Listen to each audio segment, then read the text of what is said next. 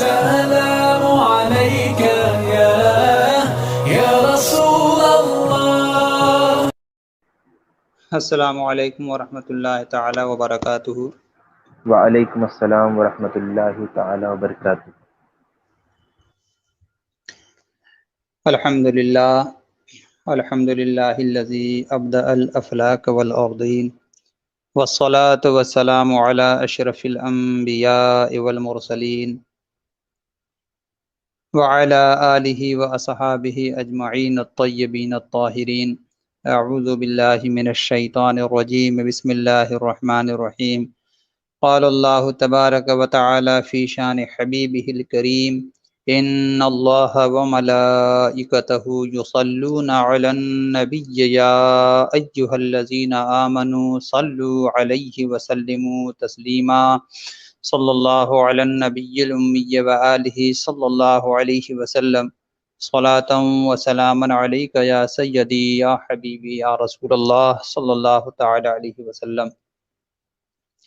آج ہم 9ویں پارے کی اجمالاً گفتگو آپ کے سامنے پیش کرنے کا شرف حاصل کر رہے ہیں. سورہ اعراف 9واں پارہ آپ سماعت کر رہے ہیں. 8ویں پارے کے اخیر میں آپ نے حضرت شعیب علیہ الصلاۃ والتسلیم کا قصہ سماعت کیا تھا. اس قصے کا بقیہ حصہ 9ویں پارے کے آغاز میں بیان کیا جا رہا ہے، جہاں ان کی قوم کے سرداروں کی دھمکی مذکور ہے، اور آپ کے ساتھ ہی اپنے خیالات سے تائب ہو کر اگر ہمارے طریقے پر نہ لوٹے تو ہم آپ لوگوں کو ملک بدر کیے بغیر نہیں چھوڑیں گے. یہ حضرت شعیب علیہ الصلاۃ والتسلیم کو مخالفین نے دھمکی دی تھی. آپ کے ماننے والوں نے یہ جواب دیا کہ ہمیں اللہ تبارک و تعالی نے ملت کفر سے نجات دے کر ملت اسلامیہ سے وابستہ ہونے کی نعمت سے سرفراز کیا ہے، تو ہم کیسے غلط راستے کی طرف لوٹ سکتے ہیں؟ ہم اللہ سے دعا کرتے ہیں کہ وہ ہمارے اور تمہارے درمیان دو ٹوک فیصلہ کر کے حق کو غالب فرما دے. چنانچہ حضرت شعیب علیہ الصلاۃ والتسلیم کے قوم پر جو عذاب آیا تھا وہ اس طرح تھا کہ ان کے لیے ہر طرف گرمی ہی گرمی، اور جہاں وہ جاتے تھے شدید انہیں گرمی کا احساس ہوتا تھا جس سے سانس بند ہونے لگتا تھا. حضرت عبداللہ ابن عباس رضی اللہ تعالی عنہ جو سید عالم صلی اللہ علیہ وسلم کے چچا حضرت عباس کے صاحبزادے ہیں، آپ نے اس کی تفسیر یوں بیان فرمائی ہے کہ اللہ پاک نے اس قوم پر جہنم کا دروازہ کھولا اور ان پر دوزخ کی شدید گرمی بھیجی جس سے سانسیں بند ہو گئیں. اب نہ انہیں سایہ کام دیتا تھا نہ پانی. اس حالت میں وہ تہ خانے میں پہاڑ کے داخل ہوئے تاکہ وہاں کچھ انہیں عمل ملے، لیکن وہاں باہر سے زیادہ گرمی تھی. وہاں سے نکل کر وہ جنگل کی طرف بھاگے. اللہ نے ان پر ایک ابر بھیجا جس میں نہایت سرد اور خوشگوار ہوا تھی. اس کے سائے میں یہ آئے اور ایک دوسرے کو انہوں نے پکار کر جمع کیا. سب مرد و عورت بچے جمع ہو گئے. بحکم الہی آگ بن کر وہ بھڑک اٹھی اور اس میں اس طرح سب کے سب جل گئے جیسے بھاڑ میں کوئی چیز بھنی جاتی ہے. حضرت قتادہ کا قول ہے کہ حضرت شعیب علیہ السلام کو اصحاب ایکا کی طرف بھی مبعوث فرمایا تھا، اور اہل مدین کی طرف بھی. اصحاب ایکا تو ابر سے ہلاک ہو کیے گئے اور اہل مدین زلزلہ میں گرفتار ہوئے اور ایک ہولناک آواز سے سب کے سب ہلاک ہو گئے. اللہ اکبر. ان مختلف انبیاء کرام علیہم الصلاۃ والتسلیم کے قصے بیان کرنے کے بعد اللہ تعالیٰ فرماتا ہے، جھٹلانے والی قوم کے بارے میں ہماری سنت اور ہمارا دستور یہ رہا ہے کہ ہم انہیں ہر طرح سمجھانے کی کوشش کرتے ہیں. خوشحالی اور تنگ دستی کن حالات میں عذاب خداوندی کا مظہر ہوتی ہے اور کن حالات میں اللہ کی طرف سے ابتلا اور آزمائش ہوتی ہے. اگرچہ اچھے یا برے حالات کی تبدیلی اعمال میں بہتری پیدا کر کے اللہ کا قریب نصیب کر دے تو یہ تبدیلی، یہ امتحان ہے اور اللہ کی رضا کا باعث ہے۔ اور اگر اعمال صالحہ میں ترقی نہ ہو بلکہ وہی سابقہ صورتحال رہے یا نافرمانیوں میں اور اضافہ ہوتا جائے تو یہ تبدیلی عذاب ہے اور اللہ کی ناراضگی اور غضب کا موجب ہے۔ اللہ کے عذاب سے کبھی بھی مطمئن نہیں ہونا چاہیے، وہ صبح و شام کسی وقت بھی اچانک آ سکتی ہے۔ ہم ان تباہ شبہ بستیوں کے حالات اس لیے سنا رہے ہیں کہ انبیاء اور رسول کی آمد کے باوجود بھی ان لوگوں نے اپنے اعمال میں بہتری نہ پیدا کر کے اپنے آپ کو عذاب الہی کا مستحق ٹھہرایا، جس کی وجہ سے اللہ نے ان کی دلوں پر مہر لگا کر ان کے نام و نشان کو مٹا کر کے رکھ دیا۔ حضرات مکرم، میں آپ کی توجہ اس بات پر دلانا چاہتا ہوں کہ موجودہ جو وقت اور جن حالات سے پورا عالم گزر رہا ہے یہ بھی اللہ کی جانب سے ایک عذاب ہی ہے۔ یاد رکھیں کہ جب زمین پر ہر طرف افراتفری اور بے سر و سامانی کا ماحول گرم ہے، وہاں پر ہونا تو یہ چاہیے تھا کہ اہل ایمان اللہ کی جانب رجوع کرتے، استغفر اللہ اور اللہ کی تحیت، اللہ کی تحمید، اس کی تقدیس کا ہر جانب بیان ہوتا، قرآن پاک کی خوب خوب تلاوت ہوتی، بلاؤں کو دفع کرنے کے لیے آیت قرآنیہ کی تلاوت بہترین نسخہ ہے، اور اسی سے اللہ تبارک و تعالی کا قہر ہم سے دور ہو سکتا ہے۔ مگر بجائے اس کے عوام تو عوام رہے، خواص بھی اس جانب سے آج غافل نظر آ رہے ہیں۔ حضرات مکرم، ہمیں اپنے دستور کو بدلنا ہوگا اور اللہ کی جانب ہمیں لو لگانی ہوگی۔ آپ دیکھیں کہ بارش نہ ہونے کے وقت میں سید عالم صلی اللہ علیہ وسلم نے نماز خود بھی پڑھی ہے اور صحابہ کو بھی تلقین فرمائی ہے۔ گرہن لگتا ہے اس میں بھی نماز کی تلقین سرکار نے فرمائی، سرکار نے خود بھی پڑھی ہے۔ تو جو چیزیں اللہ کی غضب کی نشانی بن کر کے ہمارے درمیان آ جائیں تو اس وقت نمازوں کو بڑھا دیں، اللہ کی تسبیح کو بڑھا دیں، اللہ کی حمد کو بڑھا دیں، قرآن کی تلاوت کو بڑھا دیں۔ ذکر الہی سے ہی دلوں کو چین ملتا ہے اور زمین پر امن و امان نصیب ہوتا ہے۔ حضرات مکرم، حضرت شعیب علیہ الصلاۃ والتسلیم کی امت پر جو عذاب الہی کا نزول ہوا، آج ہم پر بھی ہمارے اپنے بدعمالیوں کے سبب اللہ کے عذاب کا سامنا ہے۔ یہ اور بات ہے کہ سرکار علیہ الصلاۃ والتسلیم کے صدقے میں اس امت پر ویسا عذاب کبھی نہیں آئے گا جیسا کہ اگلی امتوں پر عذاب آئے ہیں۔ مگر جب بھی عذاب یا اللہ تبارک و تعالیٰ کے قہر کی ہم نشانیاں دیکھیں تو ہمیں یہ چاہیے کہ ہم اللہ کی جانب رجوع کریں، ذکر الہی کو بڑھا دیں اور اللہ تبارک و تعالیٰ سے توبہ اور استغفار کیا کریں۔ اب ہم آگے بڑھتے ہیں آیت نمبر 103 سے لے کر کے 108 تک۔ معرکہ خیر و شر کا مشہور واقعہ حضرت سیدنا موسیٰ علی نبینا علیہ الصلاۃ والتسلیم اور فرعون کا بیان ہے، اور اس میں بعض جزیات کو بہت تفصیل سے اللہ تبارک و تعالیٰ نے بیان کیا ہے۔ یہ قرآن کریم میں بار بار دہرائے جانے والے واقعات میں سے ایک ہے، اور جتنی تفصیل اس واقعے کی بیان کی گئی ہے کسی دوسرے واقعے کی تکرار کے ساتھ تفصیل بیان نہیں ہوئی ہے۔ یوں تو اکثر صورتوں میں کسی نہ کسی انداز میں اس کا حوالہ مل جاتا ہے، مگر سورہ بقرہ، اعراف، طٰہٰ اور قصص میں مختلف پہلوؤں سے اس واقعے کو اور بھی دوسری جگہوں پر اللہ پاک نے ذکر کیا ہے۔ اس میں خیر کی بھرپور نمائندگی حضرت موسیٰ و ہارون علیہ السلام کرتے ہیں، جبکہ شر کی بھرپور نمائندگی فرعون، حامان، قارون اور یہودی قوم کرتی ہے۔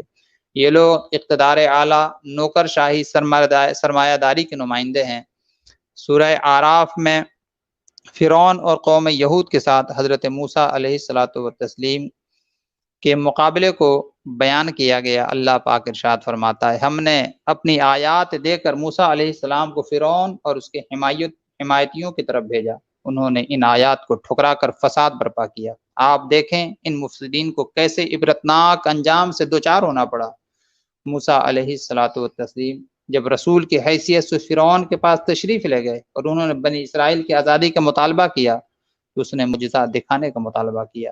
حضرات مکرم، آپ بار بار بنی اسرائیل سنتے ہیں، آخر یہ بنی اسرائیل کون تھے اور یہ فرعونی کون تھے؟ تو میں آپ کو بتا دوں کہ جب حضرت سیدنا یوسف علیہ الصلاۃ والتسلیم مصر آپ گئے اور آپ کے مصر جانے کا جو واقعہ ہے آپ علماء سے سنتے رہتے ہیں کہ کن حالات میں آپ کو مصر میں لے جا کر کے بھیجا گیا، اور پھر اللہ تبارک و تعالیٰ نے آپ کے فہم، تدبر اور حسن نبوت کو ظاہر فرمایا، اور عوام تو عوام رہی، بادشاہ تک آپ کے بے دام غلام بن گئے۔ اور پھر حضرت یوسف علیہ الصلاۃ والتسلیم نے جس تدبر سے امور مملکت کو سنبھالا اور لوگوں کو مشکلوں سے بچایا، وہ واقعات بھی آپ کے ذہن میں ہوں گے، آپ علماء سے سنتے رہتے ہیں، وقت نہیں کہ میں اس پر زیادہ گفتگو کر سکوں۔ تو حضرت یوسف علیہ الصلاۃ والتسلیم کے حسن تدبیر کو دیکھ کر کے آپ کی اولاد میں اللہ تبارک و تعالیٰ نے بہت برکتیں فرمائی، اور آپ کے جو ماننے والے تھے، جو آپ سے محبت کرنے والے تھے، وہی بنی اسرائیل کہلاتے ہیں۔ آپ کی اولاد کو اللہ نے خوب برکتوں سے نوازا، اور جو اس وقت کا جو فرعون تھا، حضرت یوسف علیہ الصلاۃ والتسلیم جس کو عزیز مصر کہا جاتا تھا، تو وہ اور اس کی اولاد در اولاد وہاں پر جو ہے حکومت کرتی آئی، اور پھر حضرت موسیٰ علیہ الصلاۃ والتسلیم کے زمانہ پاک میں جو وہاں کا بادشاہ ہوا اسی کو فرعون کہا جاتا ہے۔ اسے حد درجہ بنی اسرائیلیوں سے نفرت تھی، اور انہیں وہ کہتا تھا کہ تم ہمارے غلام ہو، اور ان کے ساتھ جانوروں جیسا سلوک کرتا تھا۔ ہر محنت والا کام ان کے سپرد تھا، اینٹ بنانا، اینٹ کو پکانا، اور گھر وغیرہ بنانے میں کس قدر محنت ہوتی ہے، یہ تمام کام ان کے سپرد تھا۔ اور فرعونیوں کو اس نے چھوٹ دے رکھی تھی جو اس کے ماننے والے تھے، یہاں تک کہ اس نے انا ربکم الاعلیٰ کا اعلان کیا۔ حضرت موسیٰ علیہ الصلاۃ والتسلیم اور بنی اسرائیلیوں نے اس کا رد کیا، اس نے انہیں جبر اور ظلم کا نشانہ بنایا، اور اس طرح جو ہے حضرت موسیٰ علیہ الصلاۃ والتسلیم ان کے مسیحا بن کر کے فرعون کے سامنے تشریف لے کر کے جاتے ہیں۔ تو یہ وہیں سے یہ بنی اسرائیل چلے آ رہے ہیں، جو کہ حضرت سیدنا عیسیٰ علیہ الصلاۃ والتسلیم تک اس قوم کا وجود ہے، اور موجودہ دور میں یہ یہودی کے نام سے جانے اور پہچانے جاتے ہیں۔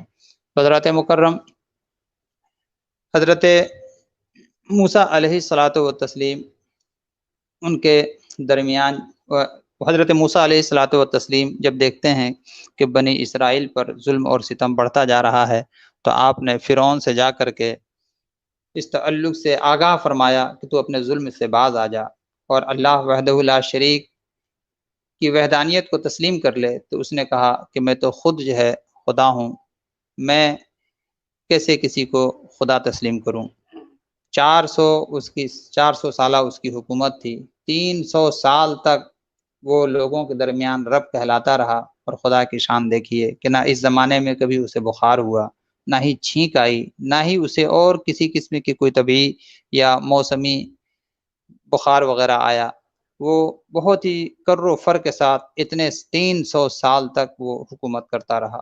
مگر 100 سال کا جو زمانہ ہے، حضرت موسیٰ علیہ الصلاۃ والتسلیم جب اس کے سامنے تشریف لے جاتے ہیں، اور لے جانے کے بعد آپ نے جو ہے اس سے کہا کہ تو اللہ تبارک و تعالیٰ کو ایک مان، اور اللہ وحدہ لا شریک کی وحدانیت کو تسلیم کر لے۔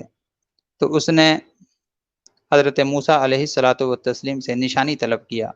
حضرت موسیٰ علیہ الصلاۃ والتسلیم نے عصا کا معجزہ، اور آپ نے اپنے دست پاک کو اپنے گریبان میں ڈالا، اور جب نکالا تو سورج سے زیادہ وہ چمکتا ہوا نظر آیا۔ آپ نے جب اس کے سامنے پیش کیا تو فرعون نے اسے جادو قرار دے کر کے آپ کے مقابلے کے لیے جادوگروں کو بلایا۔ انہوں نے رسیوں اور لکڑیوں کے سانپ بنائے۔ موسیٰ علیہ الصلاۃ والتسلیم کے عصا کا اژدہا ان سب کو نکل گیا۔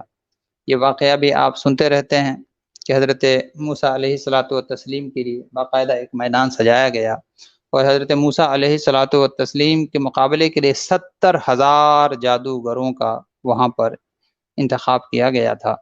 وہ سب آپ کے سامنے آ کر کے اور لکڑیوں کو، رسیوں کو سانپ کی شکل دیتے تھے، حالانکہ وہ سانپ کی شکل نہیں ہوتی تھی، دراصل یہ کچھ کرتب ہوتے ہیں، جادو اسی کا نام ہے کہ لوگوں کی نگاہوں کو یہ سمجھ میں بات آتی ہے کہ یہ حقیقت میں سانپ ہے، جبکہ در حقیقت وہ سانپ نہیں بلکہ وہ رسیاں تھیں۔ مگر حضرت موسیٰ علیہ الصلاۃ والتسلیم نے جب اپنے عصا کو ڈالا اللہ کے حکم سے تو وہ بہت ہی بڑا اژدہا بنا، ایسا اژدہا کہ زمین پر اس کے منہ کا ایک حصہ تھا، اور اس اژدہا کے منہ کا جو دوسرا حصہ تھا وہ فرعون کے محل کے دیوار پر تھا، اور اس قدر خوفناک اژدہا کہ اس کے سر پر تیروں جیسے لمبے لمبے بال تھے۔ 80,000 فرعونی اس خوفناک اژدہے کو دیکھ کر کے لقمہ اجل ہو جاتے ہیں۔ فرعون کی فوج میں بھگدڑ مچ جاتی ہے، اور فرعون کہتا ہے کہ اے موسیٰ، اس اژدہے کو سنبھالیے، ہم آپ پر اور آپ کے رب پر ایمان لے آتے ہیں۔ حضرت موسیٰ علیہ الصلوۃ والتسلیم نے سمیٹا، اور پھر اس کے بعد جادوگروں کو فرعون نے یہ کہا کہ تم حضرت موسیٰ علیہ السلام پر ایمان نہ لے آؤ، مگر تمام جادوگروں نے، چونکہ ان کے سامنے حقیقت واضح ہو چکی تھی، حضرت موسیٰ علیہ الصلوۃ والتسلیم کا انہوں نے کلمہ پڑھا، اللہ کی ذات پر وہ ایمان لے کر کے آئے۔ حضرت موسیٰ علیہ الصلوۃ والتسلیم پر جب اس نے دیکھا کہ یہ سب ایمان لے آ رہے ہیں، کہیں ایسا نہ ہو کہ ساری قوم ایمان لے آئے اور حضرت موسیٰ علیہ الصلوۃ والتسلیم کو ساری قوم تسلیم کر لے، اس نے جو ہے ان سے کہا کہ میں تمہیں سولی دوں گا اور سولی چڑھا کر کے تمہیں میں مار ڈالوں گا۔ انہوں نے کہا فقض بما انت قاض، جو تو کر سکتا ہے وہ کر، ہم تو حضرت موسیٰ علیہ الصلوۃ والتسلیم کی ذات پر ایمان لا چکے اور اب ہم پھرنے والے نہیں ہیں۔ اس نے ان کو یہ تمام چیزیں جب اس پر واضح ہو چکی تھیں تو چاہیے تو یہ تھا کہ فرعون ایمان لے آتا، مگر اس نے یہ الزام لگایا کہ تم سب جتنے جادوگر تھے حضرت موسیٰ علیہ السلام سے ملے ہوئے تھے، اور موسیٰ علیہ الصلوۃ والتسلیم تم سب کا گرو ہے، اور یہ تم لوگ ساز باز کر کے ہیلا کر کے یہ تمام چیزیں میرے سامنے تم جو ہے اس لیے لانا چاہتے تھے تاکہ میں مرعوب ہو کر کے حضرت موسیٰ علیہ الصلوۃ والتسلیم کو تسلیم کر لوں۔ اور اس طرح اس نے تمام جادوگروں کو ہاتھ پاؤں کٹوا کر کے سولی پر چڑھوا دیا۔ وہ سب کے سب دنیا سے چلے تو گئے، مرتبہ شہادت کو پہنچے، مگر کسی نے بھی انحراف نہ کیا۔ بزرگان دین مفسرین نظام کا اس میں قول ہے کہ اللہ تبارک و تعالیٰ نے ان کے سامنے حق کو ایسا واضح فرما دیا تھا کہ وہ فوراً ہی ایمان پر جم گئے۔ آپ دیکھیں کہ ان کی بھی قسمت کیا قسمت تھی کہ ان کے عمل کی مدت کتنی کم ہے، اور اللہ پاک نے ہمیشہ کے لیے ان کو جنت عطا کر دی، اور ان کی جزا کتنی بہتر ہے۔ اللہ تبارک و تعالی ہم سب کے بھی تھوڑے عمل کو قبول فرما کر کے اپنے رحمتوں کا ہم سب کو سایہ عطا فرمائے۔ موسیٰ علیہ الصلوۃ والتسلیم نبی تھے، فرعون ان کا کچھ نہ بگاڑ سکا، مگر بنی اسرائیل پر اس نے عرصہ حیات کو تنگ کر دیا۔ مظالم سے تنگ آ کر قوم نے موسیٰ علیہ السلام سے کہا کہ آپ کی نبوت تسلیم کرنے سے پہلے بھی ہم ستائے جا رہے تھے، آپ کے آنے کے بعد اس میں کوئی کمی نہیں آئی، بلکہ مظالم پہلے سے بڑھ گئے۔ موسیٰ علیہ الصلوۃ والتسلیم نے انہیں حکم دیا کہ اپنے گھروں میں ہی قبلہ رو ہو کر نماز اور صبر کی مدد سے اللہ کی مدد چاہو۔ دنیا میں آزمائش کے طور پر اللہ جسے چاہے اقتدار پر فائز کر دے، لیکن آخرت میں متقیوں کا بہتر انجام ہوگا۔ پھر آیت نمبر 130 سے اللہ تعالیٰ نے فرعونیوں پر مختلف عذاب کا ذکر فرمایا ہے۔ اللہ نے یہ آفات اس لیے نازل فرمائیں تاکہ ان کے دلوں کی سختی کچھ دور ہو، وہ عافیت کے لیے اللہ کے حضور گڑ گڑائیں اور حضرت موسیٰ کی دعوت کی طرف توجہ کریں۔ ان پر آنے والی بلائیں یہ تھیں کہ پہلے قحط سالی، سبزیوں اور پھلوں کی قلت کا عذاب آیا۔ جب انہیں کوئی فائدہ پہنچتا تو وہ کہتے کہ ہمارے حسن تدبیر کا یہ کرشمہ ہے، اور جب انہیں کوئی نقصان یا تکلیف پہنچتی تو یہ کہتے کہ اے موسیٰ علیہ السلام، یہ تمہارے اور تمہارے ساتھیوں کی وجہ سے ہے، ہم پر اپنا جادو آزمانے کے لیے تم بڑے سے بڑا معجزہ دکھا دو، مگر ہم ہرگز تم پر ایمان نہیں لائیں گے۔ اللہ اکبر۔ یہ تھی ان کی ہٹ دھرمی۔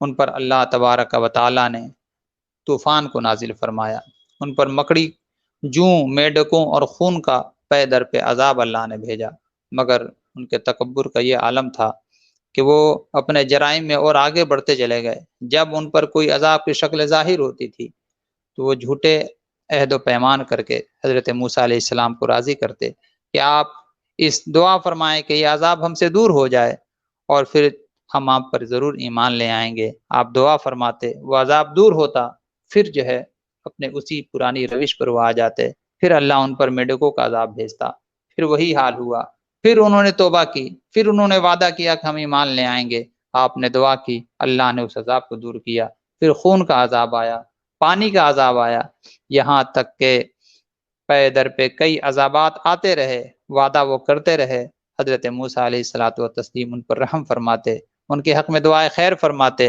اور پھر اللہ پاک ان عذاب کو اٹھا لیتا، مگر کسی بھی طرح سے وہ جھکنے کو تیار نہ ہوئے۔ اللہ پاک نے فرمایا ہم نے دنیا میں ان پر اس قدر نعمتیں نازل کیں، اپنی تمام نشانیاں انہیں دکھائیں، مگر اس کے باوجود بھی وہ اپنے سیاہ کرتوتوں سے باز نہیں آئے، تو اللہ نے پھر ذکر فرمایا کہ ہم نے ان نافرمانوں کو دریا میں ڈبا دیا، ہم نے انہیں سمندر میں غرق کر دیا، ہماری آیات سے غفلت برتنے اور جھٹلانے کا ہم اسی طرح انتقام لیتے ہیں۔ اللہ تبارک و تعالی نے پھر آگے فرمایا کہ ہم نے دنیا میں کمزور اور ضعیف سمجھے جانے والی قوم کو ان کے محلات، باغات اور اقتدار کا وارث بنا دیا، اور بنی اسرائیل کو اللہ تعالیٰ کے احکام پر عمل کرنے کے خاطر کتاب دینے کے لیے حضرت ہارون کو حضرت موسیٰ علیہ السلام کا جانشین قرار دے کر حضرت موسیٰ علیہ السلام کو کوہ طور پر ریاضت کے لیے بلایا، جہاں وہ 40 روز مقیم رہے۔ اللہ نے انہیں شرف ہم کلامی عطا فرمائی، توریت عطا فرمائی۔ اللہ سے ہم کے شرف ہم کلامی کا ایسا لطف آپ کو آیا کہ آپ نے مولا کی بارگاہ میں عرض کی، اے اللہ میں تجھے دیکھنا چاہتا ہوں۔ رب نے ارشاد فرمایا پہاڑ کی جانب آپ نظر کیجئے، اگر پہاڑ ہماری تجلی کا تاب لا سکا تو آپ ضرور ہمیں دیکھ لیں گے۔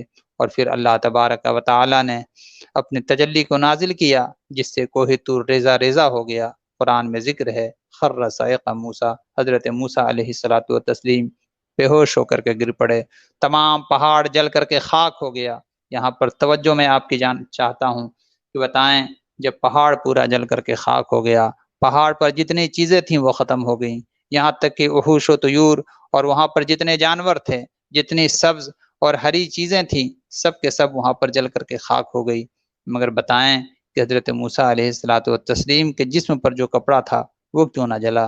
حضرت سیدنا موسیٰ علیہ الصلوۃ والتسلیم کے جسم پر اور بھی دوسری چیزیں تھیں، آپ کا امامہ شریف تھا، آپ کے جسم پر اور بھی دوسری چیزیں تھیں، وہ سب کے سب محفوظ ہوئیں۔ اس سے بات سمجھ میں آتی ہے کہ انبیاء اعظام کی شان اور ہے، اگر پتھر جل سکتا ہے تو جسم پر جو کپڑا ہے وہ کیوں نہیں جل سکتا؟ پھر پتھر جب جل سکتا ہے تو ہم جسم کا چمڑا کیوں نہیں جل سکتا؟ گوشت کیوں نہیں جل سکتا؟ وہ لوگ اس واقعے سے ہوش کا ناخن لیں جو سید عالم صلی اللہ علیہ وسلم کے تعلق سے اس بات کا الزام لگا کر اپنے ایمان کو برباد کرنے کے ساتھ ساتھ دوسروں کے بھی ایمان کو برباد کرنے کی کوشش کرتے ہیں، اور یہ کہتے ہیں کہ سید عالم صلی اللہ علیہ وسلم معاذ اللہ ویسے ہی مر کر کے دنیا سے چلے گئے جیسا کہ عام مرتے ہیں۔ اللہ اکبر! جبکہ اہل سنت والجماعت کا یہ عقیدہ ہے کہ انبیاء کو بھی موت آنی ہے، مگر اتنی کہ فقط آنی ہے، پھر اسی آن کے بعد مثل سابق وہی جسمانی ہے۔ انبیاء اعظام کو اللہ تبارک و تعالی نے جو موت عطا فرمائی ہے اور دوسرے لوگوں کو جو موت عطا کی ہے، دونوں کے موت میں زمین و آسمان کا فرق ہے۔ اللہ اکبر! یہاں پر دیکھیں، آگ کا کام جلانا ہے، آگ کا کام کسی بھی چیز کو جلا کر کے خاک کر دینا ہے۔ جب آگ پہاڑ کو جلا سکتی ہے، جب اللہ کی تجلی وہاں پر ہر ہری چیز کو جلا سکتی ہے، حضرت موسیٰ علیہ السلام کے جسم کیسے محفوظ ہے؟ آپ کے جسم پر جو کپڑا ہے وہ کیسے محفوظ ہے؟ حضرات مکرم، جب اللہ کے قہر و جلال یا اللہ کے صفت کا وہاں پر جو اللہ تبارک و تعالیٰ نے نزول فرمایا، جب اس جلال سے حضرت موسیٰ علیہ السلام محفوظ رہے تو پھر اس مٹی کی کیا مجال ہے کہ وہ نبیوں کے جسموں کو جلا سکے، یا ان کے جسم پہ سے جو چیز لگی ہے اس کو یہ مٹی کچھ نقصان پہنچا سکے۔ میرے آقا علیہ السلام نے واضح طور سے ارشاد فرمایا کہ ان اللہ حرم علی الارض ان تاکل اجساد الانبیاء، اللہ تبارک و تعالیٰ نے حرام فرما دیا ہے زمین پر کہ وہ نبیوں کے جسموں کو کھائے۔ جب سرکار کا یہ واضح ارشاد ہے اور قرآن کا یہ عظیم پیغام ہے، پھر کس منہ سے یہ کہتے ہیں کہ ہم قرآن پر ایمان رکھتے ہیں اور نبی کی حدیثوں کو ہم پڑھتے ہیں اور ہم مسلمان ہیں؟ بھلا یہ مسلمانوں کا عقیدہ ہو سکتا ہے جو قرآن کے بھی خلاف ہو اور جو حدیث پاک کے بھی خلاف ہو؟ الحمدللہ یہ ہمارا یقین ہے، یہ ہمارا ایمان ہے کہ میرے پیارے آقا صلی اللہ علیہ وسلم کے تعلق سے میرے اعلیٰ حضرت عظیم البرکت ارشاد فرماتے ہیں، تو زندہ ہے واللہ، تو زندہ ہے واللہ، میری چشم عالم سے چھپ جانے والے۔ حضرات مکرم، تو اللہ تبارک و تعالیٰ نے آپ کو وہاں پر شرف ہم کلامی عطا فرمائی، اور پھر اس کے بعد اللہ کی مقدس کتاب لے کر کے جب آپ آئے تو آپ کی عدم موجودگی میں قوم شرک میں مبتلا ہو کر بچڑے کی پوجا کرنے لگی۔ موسیٰ علیہ السلام واپس آ کر قوم پر بہت ناراض ہوئے، بھائی ہارون کو بھی آپ نے جو ہے اس پر تنبیہ فرمائی، اور پھر تواضع کا اظہار کرتے ہوئے آپ نے اپنے بھائی کے لیے، پوری قوم کے لیے اللہ کی بارگاہ سے معافی طلب کی، مغفرت اور رحمت اور ہدایت کی دعا مانگی۔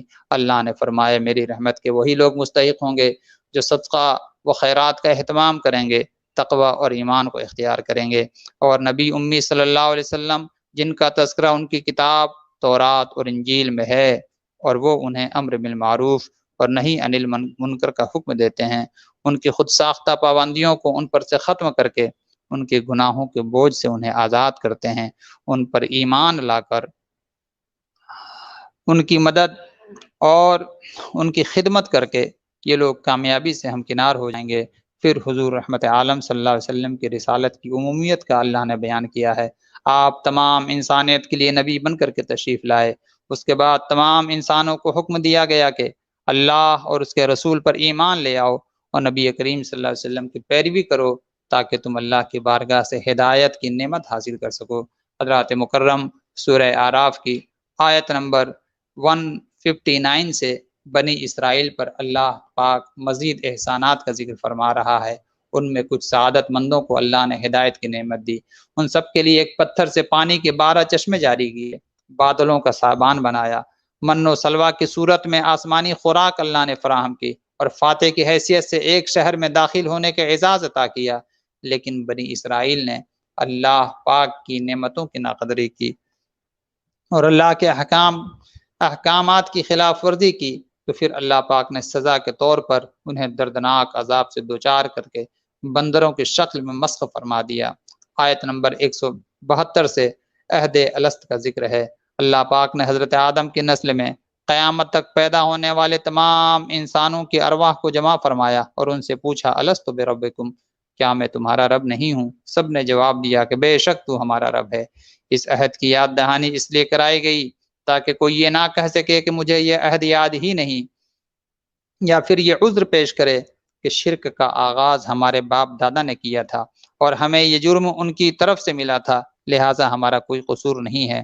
عہد الست کی وجہ سے توحید کی معرفت انسان کے باطن میں رکھ دی گئی ہے، اور شرک کی نفی انسان اپنے اندر محسوس کرتا ہے، اس کے باوجود اگر کوئی شرک کرتا ہے تو وہ خود مجرم ہے۔ اس کے بعد بنی اسرائیل کے ایک ایسے شخص کا ذکر ہے جسے اللہ تبارک و تعالیٰ نے اپنی آیات سے نوازا تھا، جس کو اللہ نے اپنی بارگاہ میں بڑی کرامت دیا تھا، بدقسمتی سے اس نے خواہشات کی پیروی کی۔ اس شخص کا نام بلعم باورا تھا، جس کا حال یہ تھا کہ وہ دعا کرتا تھا، ابھی دعا کے الفاظ پورے نہیں ہوتے تھے کہ اس کی دعا بارگاہ مولا میں قبول ہو جایا کرتی تھی۔ حال یہ ہوا کہ اس کو کچھ لوگوں نے لالچ دے کر کے حضرت موسیٰ علیہ السلام کے خلاف ہی دعا کروانا چاہا۔ جس قوم کے درمیان وہ تھا، حضرت موسیٰ علیہ السلام اس قوم سے جنگ کرنے کے لیے تیاریاں فرما رہے تھے، اور اس شخص کو آپ نے بھیجا تھا کہ جاؤ جا کر کے ان لوگوں کو راہ ہدایت کی جانب بلاؤ، مگر دنیاوی پیسوں اور دنیاوی شان اور شوکت کے لالچ میں اس نے حضرت موسیٰ علیہ السلام کے خلاف ہی زبان کھولنے کی کوشش کی، جبکہ وہ جانتا تھا کہ آپ اللہ کے نبی ہیں، اور اللہ کے نبی کے خلاف کوئی زبان اگر کھولتا ہے تو اللہ اسے تباہ و برباد کر کے رکھ دیتا ہے۔ حضرات مکرم، میں آپ سے کہنا چاہوں گا کہ بلعم باورا نے تو صرف اور صرف جو حضرت موسیٰ علیہ السلام کے خلاف بددعا کرنے کی کوشش کی تھی، نتیجہ یہ ہوا تھا کہ اللہ تبارک و تعالیٰ نے اسے ایمان کو سلب کر لیا، اور اس کی مثال ایسے بیان فرمائی کہ مثل الکلب، جیسا کتا اپنی زبان کو لٹکائے ہوئے پھرتا ہے، یہی حال بلعم باورا کی ہے، اور اس کی زبان کو اللہ نے اس قدر لٹکا دیا کہ اس کی زبان سینہ تک لٹک گئی، اور اسی طرح وہ تڑپ تڑپ کر کے دنیا سے چلا گیا۔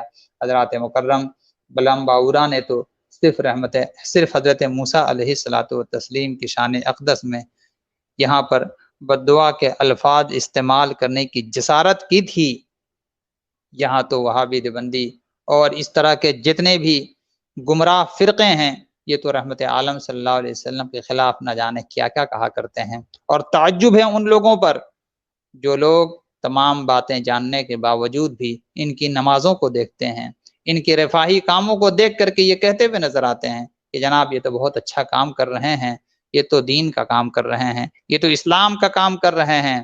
اسلام اعمال کو بعد میں دیکھتا ہے، پہلے محبت رسول دیکھتا ہے، پہلے نبی کی وفاداری دیکھتا ہے۔ نبی کا جو وفادار ہے اس کا چھوٹا عمل بھی قبول ہے، بڑا عمل بھی قبول ہے۔ عمل صالح کے لیے محبت رسول شرط ہے۔ محبت رسول کی امانت جس کے سینے میں نہیں ہے اس کا دل جو ہے اللہ تبارک و تعالیٰ کی بارگاہ میں قبول نہیں ہے، بلکہ وہ جہنمی کتوں میں سے ایک کتا ہے۔ حضرات مکرم انہوں نے کیا کیا اپنی کتابوں میں خباثتیں بکی ہیں، جس کی بنیاد پر علماء حرمین شریفین خاص طور سے نمایاں جو نام ہے حضور سیدی اعلیٰ حضرت عظیم البرکت کا ہے کہ ان پر حکم شرع کو نافذ کر کے ان کے مکروہ چہروں کو زمانے کے سامنے پیش فرما دیا اور امت مسلمہ کو ان ظالموں سے محفوظ کرنے کی وہ سعی بلیغ فرمائی، جس کی وجہ سے آج تمام اہل سنت الجماعت حضور سیدی اعلیٰ حضرت عظیم البرکت کے احسان کے نیچے دبے ہوئے ہیں۔ حضرات مکرم بات جو ہے کہیں سے نکلے اور کہیں نہ چلی جائے، اس لیے وقت کی کمی کو ملحوظ رکھتے ہوئے میں اپنے موضوع کی جانب آتا ہوں کہ حضرت موسیٰ علیہ الصلاۃ والتسلیم کے خلاف جب بلعم باورا نے زبان کھولنے کی کوشش کی تو اللہ تبارک و تعالیٰ نے اس کو برباد فرما دیا اور قرآن پاک میں لکھ دیا تاکہ قرآن پڑھنے والے قرآن سے ہدایت حاصل کرتے رہیں اور نبیوں کی بارگاہ میں ادب کا مظاہرہ کرتے رہیں۔ پھر فرمایا گیا کہ اللہ کے بندوں میں ایسے نیک سیرت لوگ بھی ہیں جو حق کے ذریعے نصیحت اور عدل کرتے ہیں، البتہ ایسے بھی ہیں جو اللہ کی آیات کو جھٹلاتے ہیں۔ اللہ نے انہیں مہلت دے رکھی ہے لیکن اس کی پکڑ بہت شدید ہے۔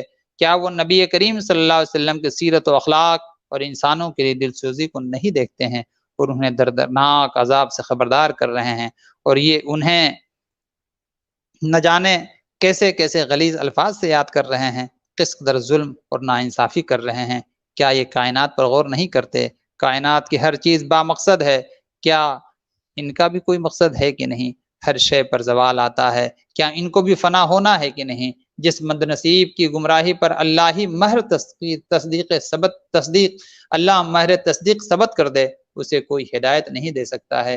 جنات اور انسانوں میں جو لوگ اپنے دل و دماغ اور آنکھ اور کان کا صحیح استعمال کر کے توحید باری تعالیٰ کو نہ مانیں، وہ لوگ گمراہ ہی میں جانوروں سے بھی بدتر ہیں، ان کا ٹھکانہ جہنم ہے۔ اللہ کو اس کے اسماء حسنہ کے ساتھ یاد کیا جائے، ملحدین کی خود ساختہ نام اللہ کے لیے استعمال نہ کیے جائیں، پھر قیامت کا تذکرہ کہ وہ اچانک کسی بھی وقت آئے گی، اس کا علم اللہ کے علاوہ کسی کے پاس نہیں ہے۔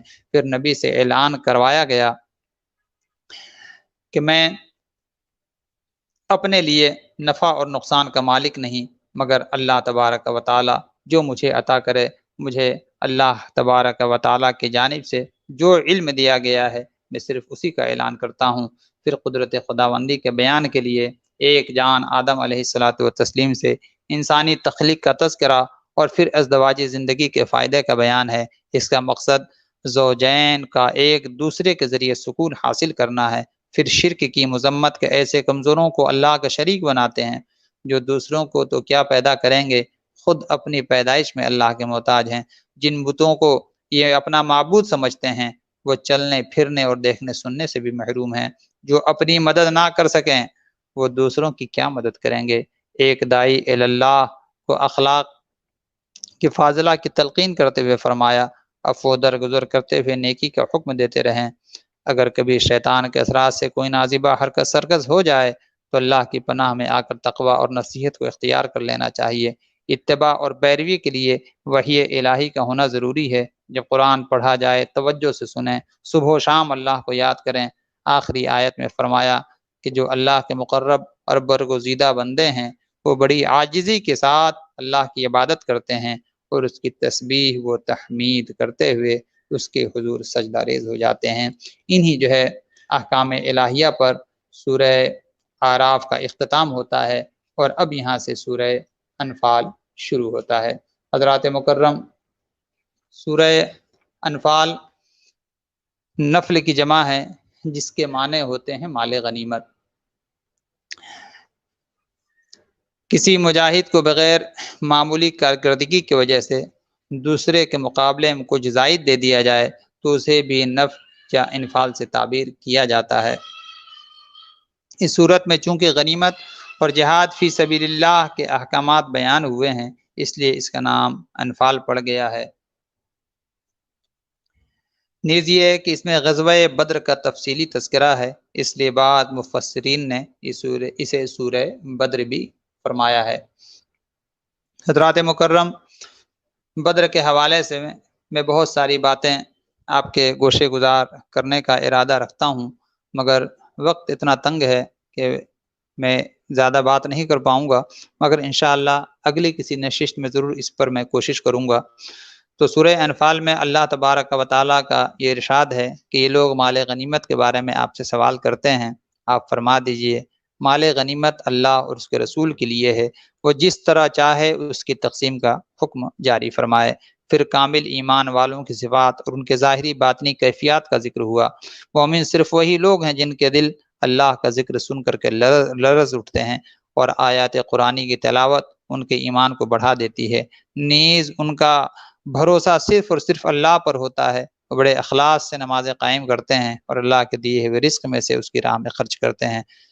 ایسے مومنوں کے لیے اللہ کی طرف سے بخشش، بلند درجات اور عزت افزائی والے رزق کی بشارت ہے۔ آیت نمبر 5 میں اللہ نے فرمایا کہ کچھ لوگ جہاد کے لیے دل و جان سے آمادہ نہ تھے، اور مجاہدین کی خواہش تھی کہ ابو جہل کی قیادت مشرکین مکہ کے مسلح و منظم لشکر کے بجائے ابو سفیان کے تجارتی قافلے سے ٹکراؤ ہو جائے۔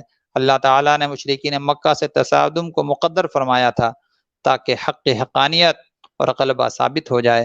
اگلی آیتوں میں بتایا کہ اللہ تعالیٰ نے بدر میں مجاہدین کے اطمینان قلب کے لیے اور فتح کی بشارت کے طور پر فرشتے امداد و نصرت کے لیے بھیجے۔ کافر قاتل اور زخمی ہوئے اور میدان سے راہ فرار اختیار کرنے پر مجبور ہوئے۔ اس غزوے میں اللہ سبحانہ تعالیٰ نے نصرت کا دیکھتی آنکھوں سے مشاہدہ کیا، اور ایک چھوٹے سے لشکر نے اپنے سے کئی گنا بڑے لشکر کو جس ذلت آمیز شکست سے دوچار کیا، تاریخ میں کبھی اس کی نظیر نہ ملے گی۔ مشرکین کے 70 افراد واصل جہنم ہوئے اور اتنے ہی قیدی بنے۔ یہ ان کے لیے عذاب کی پہلی قسط تھی، اصل عذاب تو آخرت کا عذاب ہے۔ میدان بدر میں رسول کریم صلی اللہ تعالی علیہ وسلم نے مٹھی بھر ریت لے کر کے کافروں کی جانب پھینکا تھا، اور جب آپ نے پھینکا تھا تو تمام کافروں کے آنکھوں میں جا کر کے پڑا تھا۔ اللہ تبارک و تعالی نے اپنے نبی کی عظمت کو ظاہر کرتے ہوئے ارشاد فرمایا، ما رمیت اذ رمیت ولکن اللہ رما۔ اے محبوب، وہ جو آپ نے ریت پھینکی تھی نا، وہ آپ نے نہیں پھینکی تھی بلکہ وہ تو ہم نے پھینکی تھی۔ اللہ اکبر۔ یہ ہے شان مصطفیٰ صلی اللہ علیہ وسلم۔ نبی اپنے دستے پاک سے پھینکتے ہیں، میرا رب ارشاد فرماتا ہے، اے محبوب آپ نہیں پھینکتے، وہ تو آپ کا خدا پھینکتا ہے۔ جس کے پھینکنے کو اللہ اپنا پھینکنا کہے، جس کے کہنے کو اللہ اپنا کہنا کہے۔ اللہ اکبر۔ جس کے دست پرست حق پرست پر صحابہ بیعت کریں، اللہ فرمائے اے نبی وہ تمہارا ہاتھ نہیں، وہ تو ہمارا ہاتھ ہے۔ اب بھی تو ذرا سمجھو کہ نبی کی شان کیا ہے۔ وہ خدا نہیں بخدا نہیں، ہاں مگر وہ خدا سے جدا نہیں۔ یہ ہے شان مصطفیٰ صلی اللہ علیہ وسلم کی۔ آگے آیت نمبر 30 سے 37 میں مشرکین کے ناپاک ارادوں اور طرز عمل کو بیان کیا گیا۔ ہجرت سے قبل وہ اللہ کے رسول صلی اللہ علیہ وسلم کو شہید کرنے، قید کرنے یا جلا وطن کرنے کے منصوبے بنا رہے تھے۔ قرآن حکیم کو سن کر وہ بدبخت مذاق اڑاتے اور کہتے ہیں ہم بھی اسی طرح کا کلام بنا سکتے ہیں۔ عوام پر اثر ڈالنے کے لیے اپنے خلاف بددعا کرتے ہیں کہ اگر قرآن حق ہے اور ہم اس پر ایمان نہیں لا رہے ہیں تو اللہ ہم پر عذاب نازل فرما۔ معاذ اللہ رب العالمین۔ اللہ نے جواب دیا کہ اللہ شہر مکہ پر نہیں بلکہ مجرمین کو اس شہر سے نکال کر ان پر عذاب نازل کرے گا، جیسا کہ بدر میں کیا گیا۔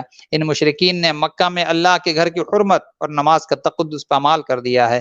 وہ اللہ کے گھر کے پاس نماز کے دوران تالیاں پیٹتے ہیں، سیٹیاں بجاتے ہیں، اہل ایمان کے خلاف جنگی تیاریوں کے لیے مالی وسائل صرف کر رہے ہیں، ان کے یہ تمام وسائل برباد ہوں گے، وہ دنیا میں بھی ذلت کا سامنا کریں گے اور آخرت میں جہنم کا ایندھن بنیں گے۔ اگلی آیت میں مشرکین مکہ کو دعوت دی گئی کہ ان کی خیر اسی میں ہے کہ توبہ کریں اور حق کو قبول کر لیں۔ اللہ تبارک و تعالی ان کے سابقہ گناہوں کو معاف فرما دے گا، البتہ اگر انہوں نے اس پیشکش سے فائدہ نہ اٹھایا تو بدترین انجام سے وہ دوچار ہوں گے۔ اس صورت میں اللہ نے اہل اسلام کو 5 مرتبہ یا ایھا الذین آمنو کے روح پرور خطاب سے یاد فرمایا ہے۔ سچی بات تو یہ ہے کہ ان آیات میں جن باتوں کا حکم دیا گیا ہے ان پر عمل پیرا ہو کر، اور جن باتوں سے منع کیا گیا ہے ان سے باز آ کر مسلمان یقیناً دنیا کی سب سے مضبوط اور طاقتور قوم بن سکتے ہیں۔ ایسی جماعت کبھی شکست سے دوچار نہیں ہو سکتی جو دشمن کے مقابلے میں ثابت قدم رہے، جو اللہ اور اس کے رسول صلی اللہ علیہ وسلم کے اطاعت کرے، جو ایسی دعوت پر لبیک کہنے والی ہو جس میں دلوں کی زندگی، عزت و سعادت کا راز پوشیدہ ہو، جو نہ دین میں خیانت کرتی ہو نہ دنیاوی معاملات میں خیانت کا ارتکاب کرتی ہو، سب سے بڑھ کر یہ کہ وہ خوف خدا اور تقوی کی صفت سے مزین ہو۔ آخر میں یہ بات کہ وہ لوگ گولہ بارود کی بارش میں بھی اللہ تبارک و تعالیٰ کا ذکر کرتے رہیں، اس کا ایک کلمہ یہ ہو، اس کی صفوں میں کامل اتحاد ہو، وہ نفسانی اور گروہی تنازعات اور اختلاف میں مبتلا نہ ہو۔ ذرا غور فرمائیں کہ جس جماعت میں مذکورہ صفات پائی جائیں وہ کبھی شکست سے دوچار ہو سکتی ہے۔ اللہ تبارک و تعالیٰ نے یہاں پر اہل بدر کو فتح عطا فرما کر کے قیامت تک کے لیے مثال بنا دیا ہے کہ جو اللہ اس کے رسول کی ذات پر یقین رکھیں۔ جبکہ میدان بدر کے اندر معاملہ یہ تھا کہ صحابہ کرام 313 تھے، 7 تلواریں تھیں، اور جو ہے وہ بھی تلواریں ایسی تھیں کہ کسی کا نیام ٹھیک نہیں ہے تو کسی کا دستہ ٹھیک نہیں ہے، اور لکڑی اور ڈنڈے لے کر کے ان جو ہے لوگوں سے مقابلہ کرنے چلے تھے جن کے پاس وقت کا بہترین ہتھیار موجود تھا، جو سر سے لے کر کے پیر تک آہنی لباس میں ملبوس تھے، ان لوگوں سے مقابلہ کرنے چلے تھے۔ جب ان کا مذاق اڑا کر کے یہودیوں نے کہا کہ تم ایسی قوم سے مقابلہ کرنے چلے ہو جو عرب میں سب سے بہادر قوم تسلیم کی جاتی ہے، تو صحابہ کرام نے جواب دیا تھا کہ اے گروہ خیانت، تم سن لو اور تم یہ جان لو کہ ہم جو جا رہے ہیں کسی ہتھیار پر بھروسہ کر کے نہیں جا رہے ہیں، تلوار پر بھروسہ کر کے نہیں جا رہے ہیں، تیر پر بھروسہ کر کے نہیں جا رہے ہیں۔ بے شک ہمارے پاس عمدہ لباس نہیں ہے، ہمارے پاس جنگی آلات نہیں ہے، مگر ہمارے پاس سرور دو جہاں صلی اللہ علیہ وسلم ہے، اللہ کا محبوب ہمارے ساتھ ہے، اللہ کا پیارا رسول ہمارے ساتھ ہے، ہمارے پاس یہی اوزار ہے، یہی جنگی ہتھیار ہے، یہی ہمارا یقین ہے، یہی ہمارا ایمان ہے۔ صحابہ کرام کا یہ جواب صبح قیامت تک اہل ایمان کو اس بات کا یاد دلاتا رہے گا کہ اگر تم زندگی کے ہر جنگ میں کامیاب ہونا چاہتے ہو تو رحمت دو جہاں صلی اللہ علیہ وسلم کی ذات پر یقین کرو، ان سے محبت کا رشتہ مضبوط کرو، ان کو اپنا سب کچھ جان لو، وہی تمہارے ماوا ہیں، وہی تمہارے ملجا ہیں، وہی تمہارے سب کچھ ہیں۔ اعلیٰ حضرت عظیم البرکت نے اس جانب اشارہ کرتے ہوئے ارشاد فرمایا کہ انہیں جانا، انہیں مانا، نہ رکھا غیر سے کام، للہ الحمد، میں دنیا سے مسلمان گیا۔ اللہ پاک ایسا ہی یقین اور ایسا ہی جو ہے دولت ایمان ہم سب کے سینوں کو عطا فرمائے۔ دعا کے لیے ہاتھ اٹھائیں۔ اللہ تبارک و تعالی ہم سب کو قرآنی احکام پر عمل کی توفیق عطا فرمائے اور قرآن کی برکتوں سے ہر قسم کی وبا بلا سے ہماری حفاظت فرمائے، اور ہم سب کو ایمان پر ثابت قدمی کے ساتھ ایمان پر خاتمہ بالخیر نصیب فرمائے۔ والسلام علی من اتبع الہدی۔ السلام علیکم ورحمۃ اللہ وبرکاتہ۔